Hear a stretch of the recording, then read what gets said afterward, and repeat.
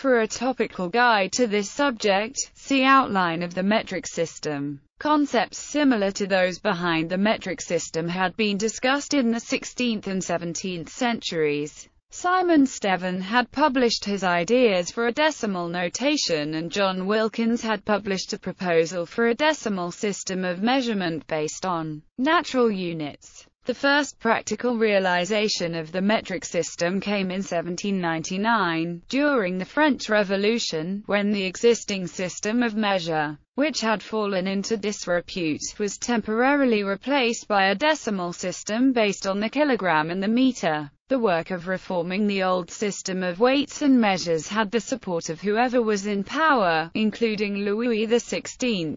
The metric system was to be, in the words of philosopher and mathematician Condorcet, for all people for all time. In the era of humanism, the basic units were taken from the natural world. The unit of length, the meter, was based on the dimensions of the earth, and the unit of mass, the kilogram, was based on the mass of water having a volume of 1 liter or 1,000th of a cubic meter. Reference copies for both units were manufactured and placed in the custody of the French Academy of Sciences. By 1812, due to the unpopularity of the new metric system, France had reverted to a measurement system using units similar to those of their old system. In 1837, the metric system was re-adopted by France, and also during the first half of the 19th century was adopted by the scientific community. In the middle of the century, James Clerk Maxwell put forward the concept of a coherent system where a small number of units of measure were defined as base units,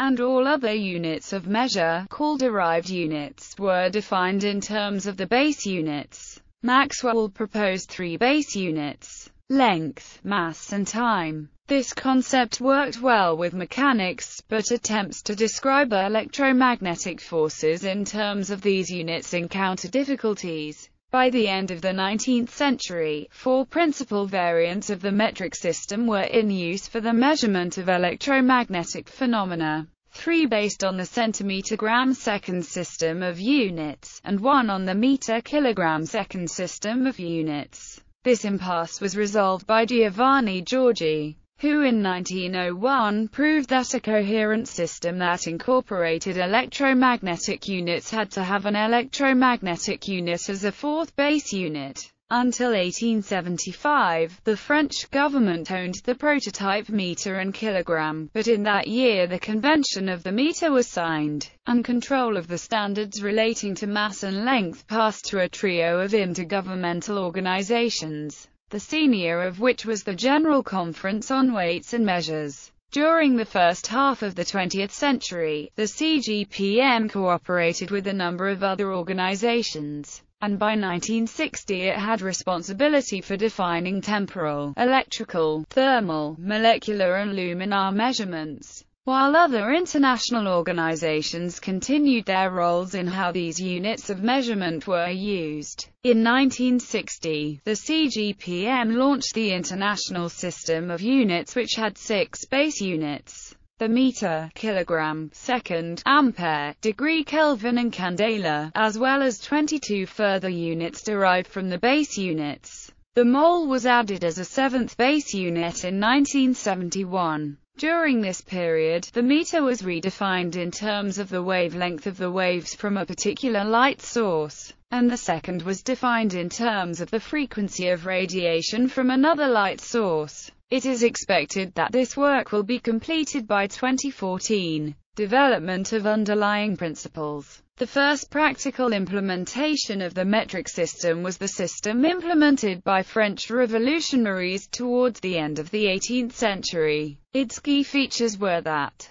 it was decimal in nature. It derived its unit sizes from nature. Units that have different dimensions are related to each other in a rational manner. Prefixes are used to denote multiples and submultiples of its units. These features had already been explored and expounded by various scholars and academics in the 2 centuries prior to the French metric system being implemented. Simon Stevan is credited with introducing the decimal system into general use in Europe. 20th-century writers such as Gordon and McGreevy credit the French cleric Gabriel Mouton as the originator of the metric system. In 2007, a proposal for a coherent decimal system of measurement by the English cleric John Wilkins received publicity. Since then, writers have also focused on Wilkins' proposals. Taverner gave both Wilkins and Mouton equal coverage, while Quinn makes no mention of Mouton but states that he, Wilkins, proposed essentially what became the French decimal metric system. Work of Simon Stevan. During the early medieval era, Roman numerals were used in Europe to represent numbers, but the Arabs represented numbers using the Hindu numeral system, a positional notation that used 10 symbols. In about 1202, Fibonacci published his book Labrousse, which introduced the concept of positional notation into Europe. These symbols evolved into the numerals 0, 1, 2, etc. At that time there was dispute regarding the difference between rational numbers and irrational numbers, and there was no consistency in the way in which decimal fractions were represented. In 1586, Simon Stevan published a small pamphlet called De Thiende, which historians credit as being the basis of modern notation for decimal fractions. Stevan felt that this innovation was so significant that he declared the universal introduction of decimal coinage, measures, and weights to be merely a question of time. Work of John Wilkins. In the mid-17th century, John Wilkins, the first Secretary of England's Royal Society, was asked by the Society to devise a universal standard of measure. In 1668 he attempted to codify all knowledge in his 621-page book An Essay Towards a Real Character in a Philosophical Language. 4 pages of Part 2 in Chapter 7 were devoted to physical measurement. Here Wilkins also proposed a decimal system of units of measure based on what he called a universal measure that was derived from nature for use between learned men of various nations. Wilkins considered the Earth's meridian, atmospheric pressure, and following a suggestion by Christopher Wren and demonstrations by Christian Huygens, the pendulum as the source for his universal measure. He discarded atmospheric pressure as a candidate. It was described by Torricelli in 1643 as being susceptible to variation, and he discarded a meridian as being too difficult to measure, leaving the pendulum as his preferred choice. He proposed that the length of a seconds pendulum, which he named the standard, should be the basis of length. He proposed further that the measure of capacity should be defined as a cubic standard, and that the measure of weight should be the weight of a cubic standard of rainwater. All multiples and submultiples of each of these measures would be related to the base measure in a decimal manner. In short, Wilkins proposed essentially what became the French decimal metric system. Work of Gabriel Mouton. In 1670, Gabriel Mouton, a French abbot and astronomer, published the book Observationis Diametrorum Solis et Lunar Apparentium, in which he proposed a decimal system of measurement of length for use by scientists in international communication, to be based on the dimensions of the Earth. The millia would be defined as a minute of arc along a meridian and would be divided into 10 centuria, the centuria into 10 decuria, and so on. Successive units being the virga, virgula, decimas, centesimas, and the mils. Mouton used Riccioli's estimate that 1 degree of arc was 321,185 Bolognese feet, and his own experiments showed that a pendulum of length 1 virgula would beat 3,959.2 times in half an hour. Current pendulum theory shows that such a pendulum would have had an equivalent length of 205.6 millimeters. Using today's knowledge of the size of the Earth, the virgula would have been approximately 185.2 millimeters. He believed that with this information, scientists in a foreign country would be able to construct a copy of the virgula for their own use.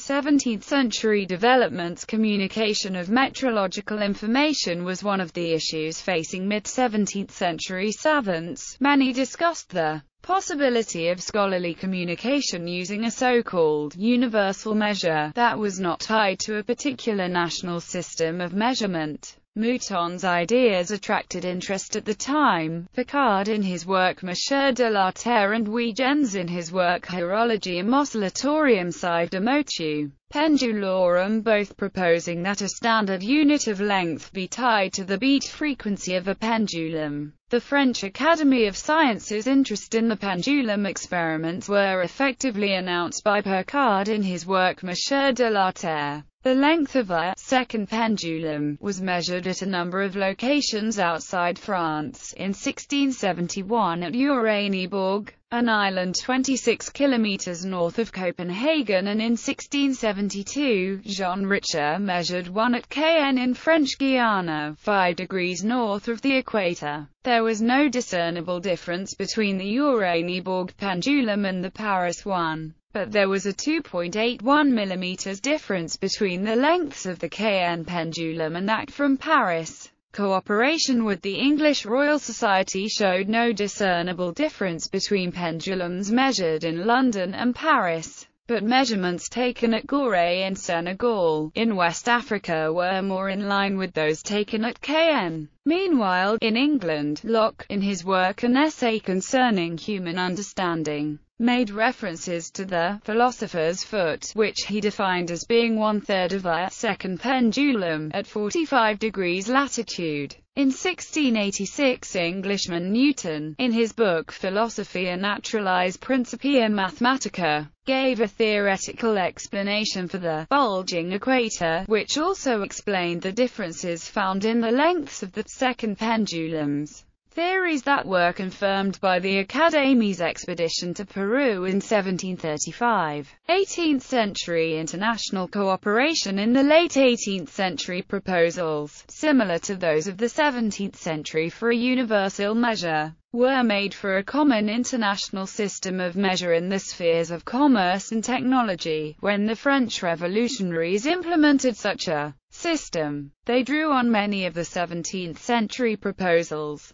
In the early 9th century, when much of what later became France was part of the Holy Roman Empire, units of measure had been standardized by the Emperor Charlemagne. He had introduced standard units of measure for length and for mass throughout his empire. As the empire disintegrated into separate nations, including France, these standards diverged. It has been estimated that on the eve of the Revolution, 250,000 different units of measure were in use in France. In many cases, the quantity associated with each unit of measure differed from town to town, and even from trade to trade. Although certain standards, such as the Pi du Roi, had a degree of preeminence and were used by scientists, many traders chose to use their own measuring devices, giving scope for fraud and hindering commerce and industry. These variations were promoted by local vested interests, but hindered trade and taxation. In contrast, in England the Magna Carta had stipulated that there shall be one unit of measure throughout the realm. By the mid-18th century,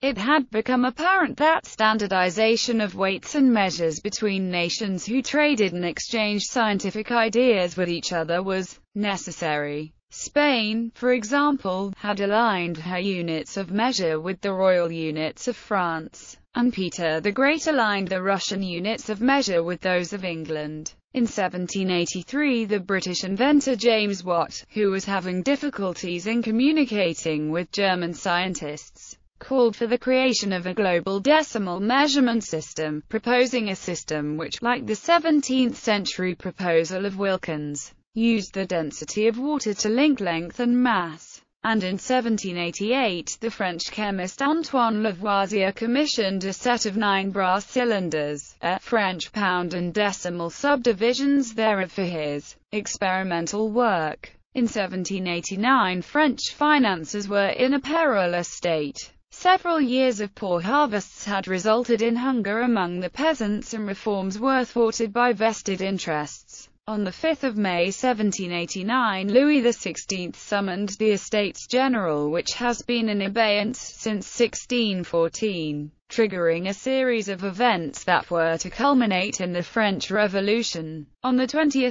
June 1789, the newly formed Assemblée Nationale took an oath not to disband until her constitution had been drafted, resulting in the setting up, on 27 June 1789, of the Assemblée Nationale Constituante. On the same day, the Académie des Sciences set up a committee to investigate the reform of weights and measures which, due to their diverse nature, had become a vehicle for corruption. On 4 August 1789, 3 weeks after the storming of the Bastille, the nobility surrendered their privileges, including the right to control local weights and measures. Talleyrand, Assemblée representative of the clergy, revolutionary leader and former Bishop of Autun, at the prompting of the mathematician and secretary of the Académie Condorcet, approached the British and the Americans in early 1790 with proposals of a joint effort to define a common standard of length based on the length of a pendulum. Great Britain, represented by John Riggs Miller, and the United States, represented by Thomas Jefferson, agreed in principle to the proposal, but the choice of latitude for the pendulum proved to be a sticking point. Jefferson opting for 38 degrees north, Talleyrand for 45 degrees north, and Riggs Miller for London's latitude. On 8 May 1790, Talleyrand's proposal in the Assembly that the new measure be defined at 45 degrees north, or whatever latitude might be preferred, won the support of all parties concerned. On 13 July 1790, Jefferson presented a document plan for establishing uniformity in the coinage, weights, and measures of the United States to the U.S. Congress, in which, like Wilkins, he advocated a decimal system in which units that used traditional names such as inches, feet, roods were related to each by the powers of 10. Again, like Wilkins, he proposed a system of weights based around the weight of a cubic unit of water, but unlike Wilkins, he proposed a rod pendulum rather than a bob pendulum. Riggs Miller promoted Talleyrand's proposal in the British House of Commons. In response to Talleyrand's proposal of 1790, the Assembly set up a new committee under the auspices of the Académie to investigate weights and measures.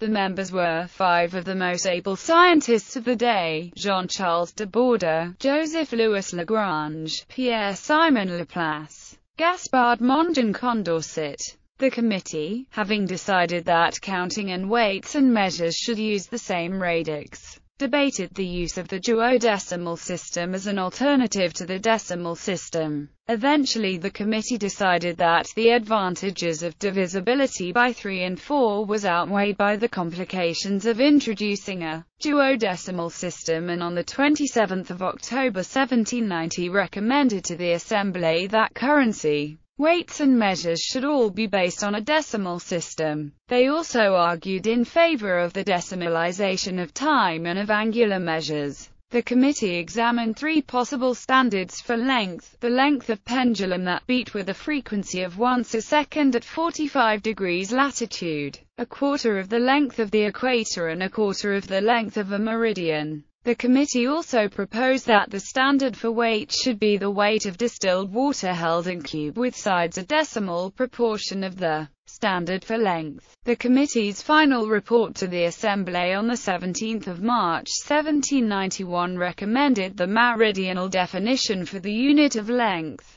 Borda, inventor of the repeating circle, was appointed chairman. The proposal was accepted by the Assembly on 30 March 1791. Jefferson's report was considered but not adopted by the U.S. Congress, and Riggs Miller lost his British parliamentary seat in the election of 1790. When the French later overthrew their monarchy, Britain withdrew her support. and France decided to go it alone. Roles of Wilkins and Mouton. In the past, many writers such as Gordon and McGreevy credited Mouton as the founding father of the metric system. In 2007, the late Australian metric campaigner Pat Norton investigated Wilkins' proposal for a universal system of measurement in Wilkins' essay, a work that predated Mouton's proposal by 2 years. Wilkins' proposal, unlike Mouton's, discussed an integrated measurement system that encompassed length, volume and mass rather than just length.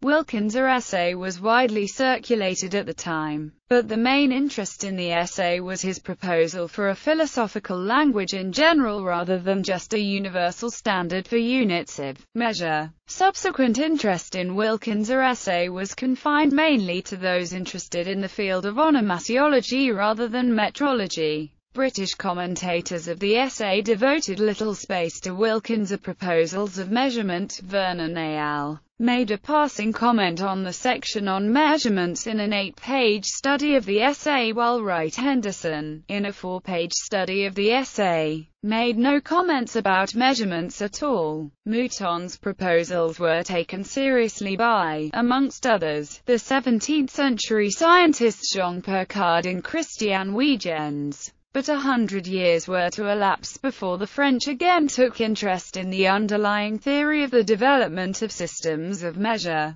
Shortly after the introduction of the metric system by the French, a letter by an anonymous but regular contributor to the philosophical magazine noted the lack of acknowledgement by the French of Wilkins' publication. The writer accused the editors of the encyclopedia of giving unwarranted attention to the work of Mouton and Huygens at the expense of Edward Wright, who, in 1599 had proposed using the Earth's meridian as a standard, and of Wilkins, who had proposed a measurement system. He took British writers to task for not defending their countrymen. He went on to note that there was considerable communication between scientists on either side of the Channel, particularly with Huygens and Leibniz either visiting or being members of both the Royal Society and the Académie Royale des Sciences.